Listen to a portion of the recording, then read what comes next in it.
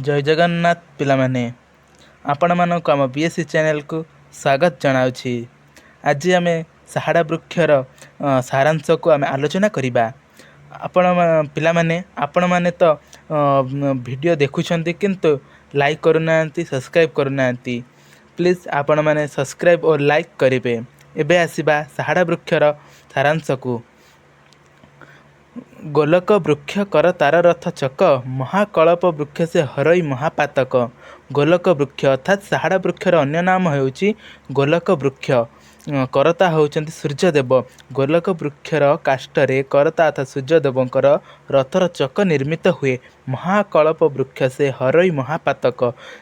साहाड़ा वृक्ष एते पुण्यवान जे से महापातक को मध्य दहन करे। ये वृक्ष को जदि आम नित्य दिन भाव में पूजा करिबा ते आमर महापाप जेते जेते पाप समस्त से दहन करिब।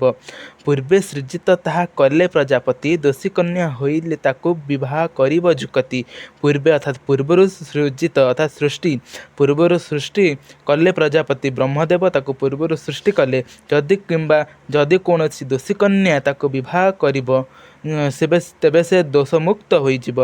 गांधार सेन बोइला से वृक्ष अछि मोहर नबर मझा स्थाने, मुताकु मुनि हे पूजा करई नीति दिने। गांधार सेन गांधार राजा गांधार सेन कहिले मोर नगर मध्यरे एही साहाड़ा वृक्ष अछि, मु मुनि ताकु पूजा करई नीति दिने। व्यासदेव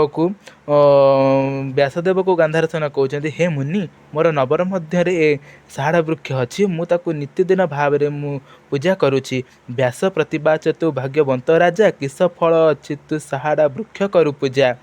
व्यासदेव प्रति उत्तर रे कहिले, हे राजन तुमे बहु भाग्यवंत कि क्यों जुगरे कि फल करिछ तुमे ए साहाड़ा वृक्ष पूजा करुछ। ओ साहाड़ा वृक्ष पूजा करुछ जे तुमर क्यों फल अछि भोगिबा को अत्यंत मधुर से फल। गांधार सेन प्रतिबाच से कर तार रथ चक, दर्शने हरई से अशेष कोटि पातक।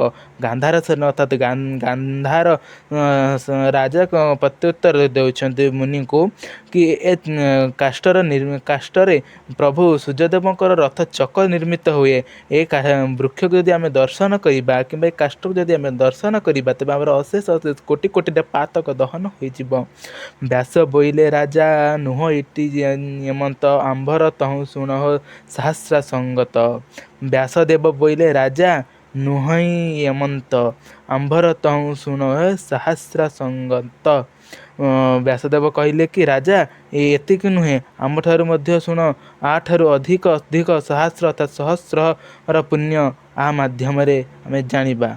एतिकी पार्ट 2 रे आपण मानक पय मु एतिकी नै आस्थिली। नेक्स्ट पार्ट 3 रे बाकी विषय सब आमे आ पर जहाँ सब अच्छी पार्ट 3 रे सब देखिबा।